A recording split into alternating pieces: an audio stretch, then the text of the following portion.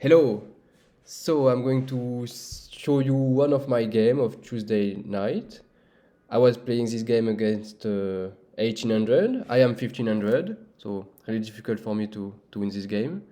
I was learning from the lectures of Gotham Chess. Uh, which chapter I was learning? So I knew I was looking to the history of my opponent. He was a Caro-Kann player, and I knew that in this variation he was playing c5, and on dc he was playing e6. Okay, so now I was looking into the opening repertoire of Gotham Chess, and Gotham Chess is um,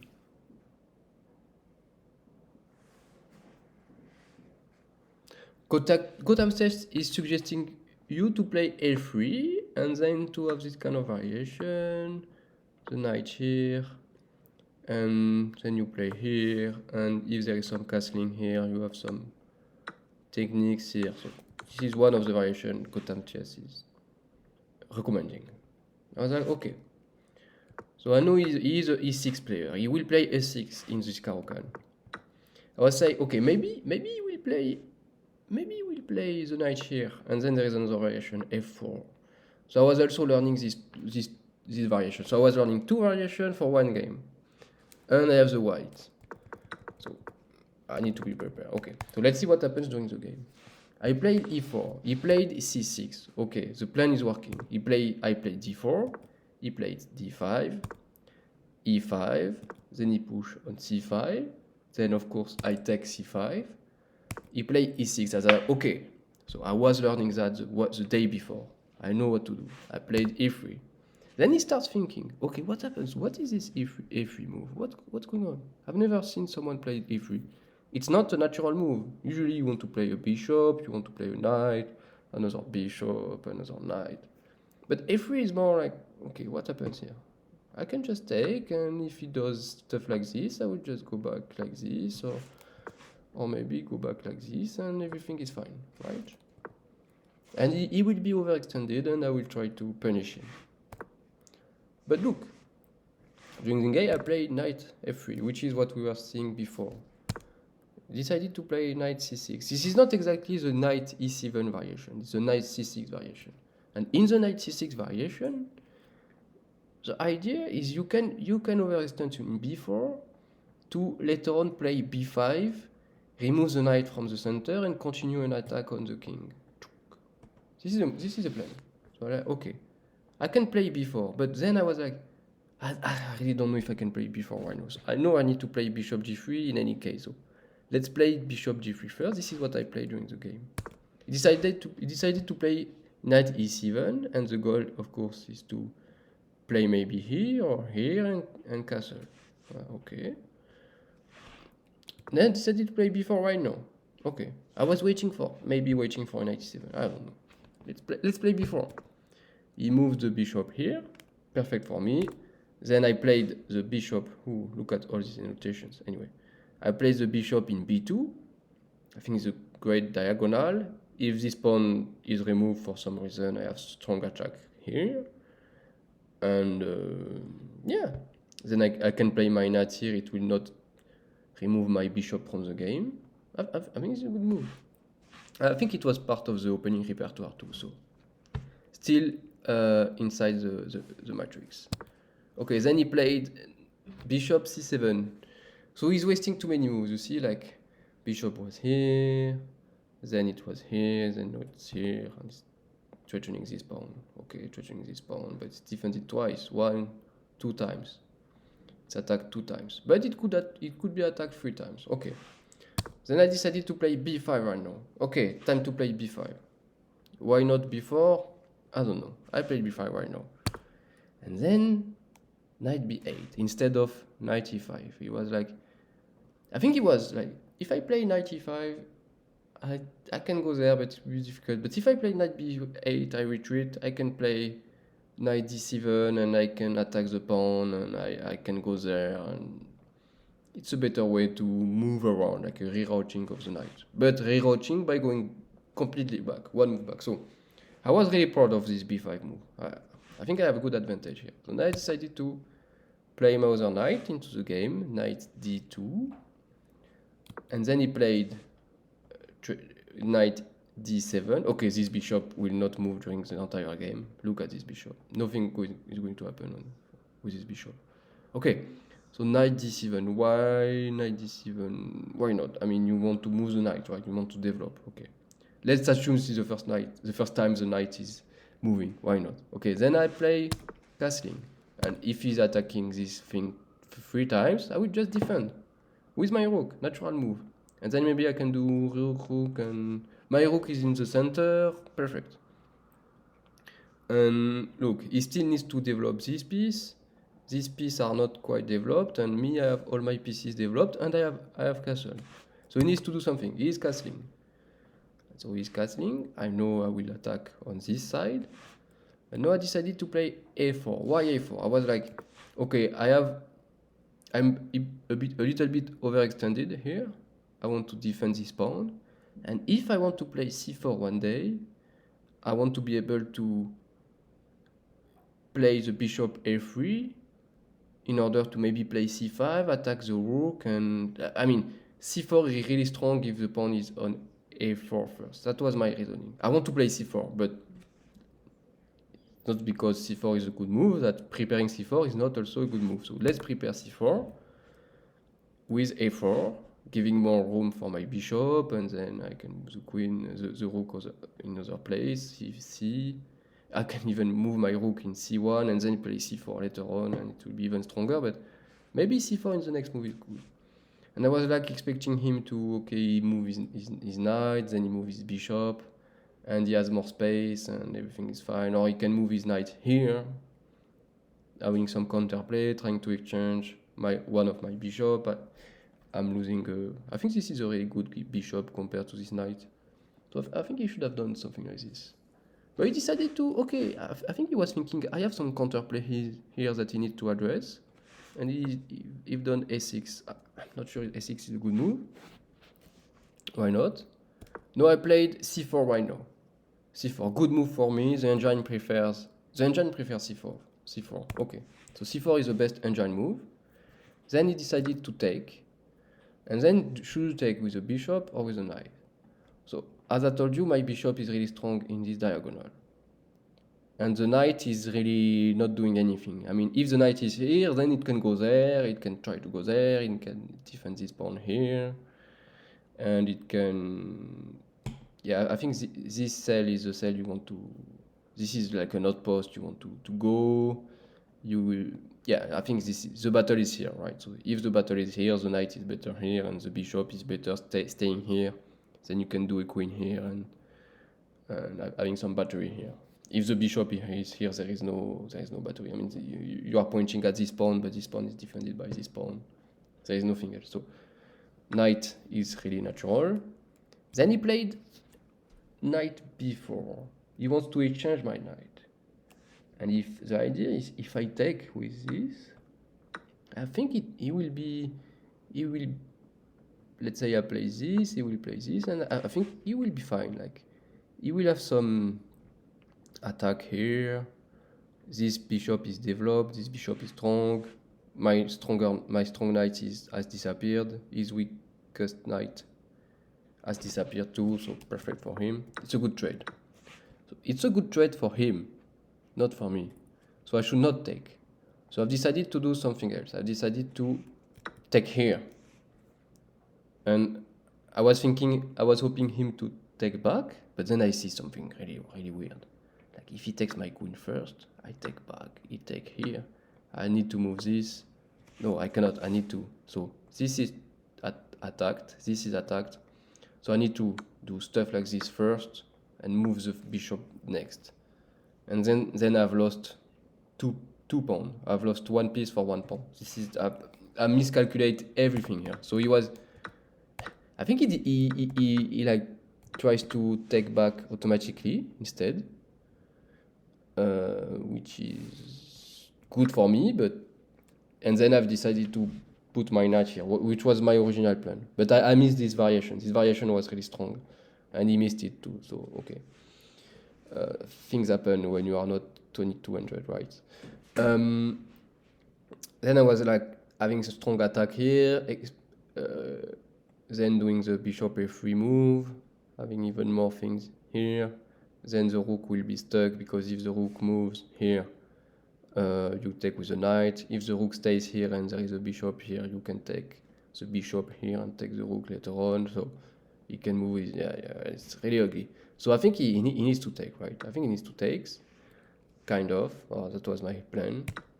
I take back with E, and I have a passed pawn. Now he needs to address the passed pawn. He needs to find combinations on the passed pawn. So he decided to play knight c4, hoping to attack my bishop and attack the pawn. And then I can do bishop a3, then he take my bishop. So I'm defending the pawn twice, take my bishop, I take with the rook, and this is interesting. And then there is this variation which is, it's more simple at my level, but the engine prefer bishop c3. And bishops, if you do bishop c3, there is a few things here, and here you need to do, what do you need to do? You need to play d7 somehow. So it's like, then you are then this needs to be taken, then you need to take the rook, and this is ugly. I was like, okay, bishop a3, I have something much simpler. Let's make the weak king, the king weak. King takes back on g7.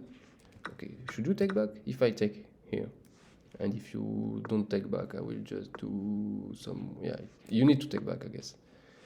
So he's taking back, and then I do the check, double attack, or fork, I don't know what is the exact name.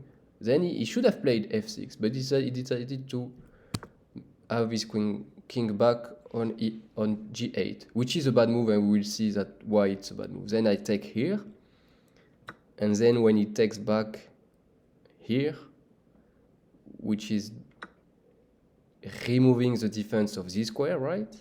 And then I can do knight g4, threatening something like, okay, let's do it does nothing. Oh, this is mate into chook.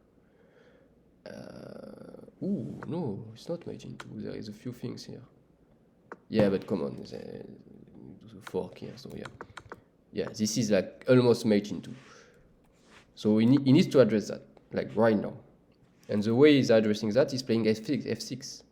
But look, if we were like this, and he decided to play f6 now, and then I take here, and I take here, and I play knight c4, there is nothing here. There is no knight here. So knight c4 is not working in this variation. It's only working if it goes back with a king instead of playing f6, which is counterintuitive because you don't want to push pawn in your king, but in this instance you want, right? Okay. So now I play knight takes c4, he plays that, I play knight h4, we need to address that, so we need to play f6. Then I play the queen in h6, the queen is in h6, threatening the pawn, and perpetual. I have a perpetual against 1800. So I think I'm making a good game on my side. Then he decided to, okay, I don't want to lose this pawn. I accept the perpetual, but I don't want to lose this pawn.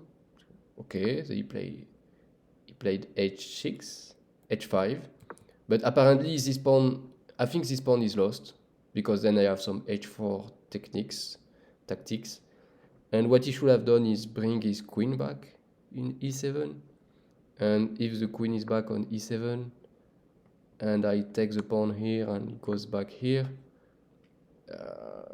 what should I do?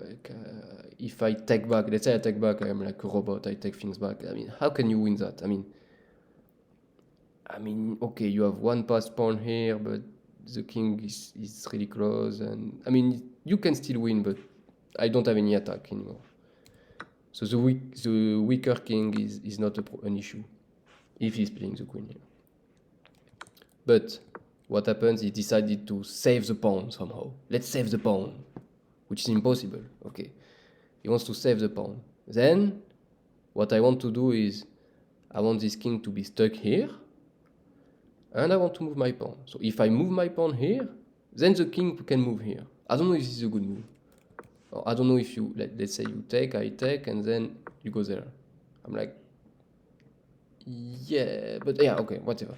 I was like, I think this is still good, but I was like, okay, what if I do that? Then he needs to play here. This is the only move. And then you play h4. But apparently I should have played rook e3. Rook e3. Because then you can sacrifice here and take and go rook h1, rook h3. I did not see that, but this is so obvious now. Okay, so I decided to do the h4 move. I've done the h4 move. Then this pawn is lost, right? You take back, and yeah. So now apparently the best engine move is queen c7, or c7, d7, e7, and then you try to go back and you try to exchange, and I don't have any attack because there is more defenders than attackers. But he's like, okay, I want to save the pawn, or I want to distract my queen from the attack, which is better to, yeah, I don't know. So then I decided to, should I take right now, or should I do check and take? Check, take, check, take. And let's do the check. Then the rook moves. I think the king moves in g7. Then I take the pawn back. And then the king is able to escape.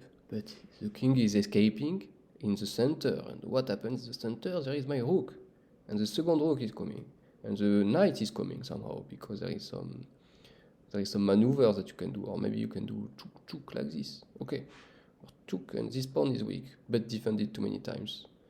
Okay, so now the king is in the center, but it's really not like in this place. I want the king to be here, so this pawn is a liability because it's pinned. I want this pawn to be pinned. So let's play queen h5, then the king is here. I think there is nothing here. I cannot do that because he brings the rook back and I don't have anything. So I decided to remove the queen from the game a little bit more and activate my rook, which is always a good move. You remove a queen from the center and you activate a rook. Okay, so the queen is here, like trying to have some counterplay on here, on this. And then apparently I should have played queen g6 or queen h7 plus. What happens? I should have done that. And then queen g6. Ooh, I don't understand this variation. Anyway, so I was doing what I understand. I know that I can have a checkmate in one move by doing this. Checkmate in one move here, right? This is checkmate, the king cannot go there. Okay, and this pawn cannot take. But then he played e5, good move. And then if I go there, he will exchange and I will be bad. And then apparently the best move is f4, but f4 is really risky, look. I will pin my knight, and he will have some counterplay, and okay, you need to be really sharp to play f4. I was seeing f4, I was like, come on, I can win without f4. Let's not open this door, right? So I played queen f3. What is queen f3 doing? Not so much, but I was like, my opponent cannot do much. I can bring my queen back, trying to do some check here, trying to, if nothing happens, I can move my pawn 1, 2, 3, 4 times. Okay, I could have been, and f3, if I want to move back, I have much more options, right? I can go this way, I can go this way. If the bishop is not here, I can go this way. I'm still attacking this pawn. So queen f3, probably not the best move, but it's not hurting the position, right? Now he decided to take. And apparently I should have played queen e3 here. Because if I do queen e3 and he does nothing, I will take his queen. But again, risky. And if I take his queen, then he wants to defend the queen like this. I think I can still do... I can take like this, and ooh, and if he cannot take back, he need to move, and yeah, and same. Okay. Yeah, I could have done that. But I decided to play Queen F3, and then I decided to do the check. And before, I think removing the check with b4 is a good defensive move. And with b4, I should probably do Queen E3 and do the original plan, and everything is fine. And but I should find this Queen E3 plan. So he did not play E4 for some reason. Before he wants to put pressure here for some reason. So he played Queen here, King here. And now I should have taken the pawn with the knight and trying to do some checks here, and have the king in this place, and maybe because my knight will keep these two places it will remove these two cells from the king to escape. The king could not escape here. I could do some checkmate here maybe. Yeah, but I decided to go, okay, let's do another check, because there is some tactics here. If I do a check here, and if he brings his bishop or his queen, I can exchange, and I can bring my rook here. So I was like, okay, he's going to see that, so he cannot address that. And if he moves here, I will take, and I will try to, I don't know if I'm improving the position, but yeah, I'm still winning, but I'm sure there is something. Okay, but he decided to blunder, so this is his first blunder. I take back, he takes with the queen, and now he's realizing my killing move, Queen d7. The king needs to move. Let's say he moves here, and you win a queen, and you win the game. So that's how you win against 1800 when you are 1500. You just study Gotham Chess, the E4 course, chapter 17, what you should do against the Caro-Kann. So you are waiting for the c5, you take on c5, you wait for the bishop to take back, you play a3, passive move, but why not? The bishop is taking the pawn, and you are waiting for him to do some opening mistakes, which are easy to do. First, then you play aggressively the b4 at a good timing, and then you play b5, and you can arrive in this position without any efforts being made, right? I did not like really think a lot, and look at this position, right? Even if you are not winning, you are much better. So yeah, I hope you enjoyed this video, and yeah, please comment if you found another move or another variation I didn't see. Goodbye.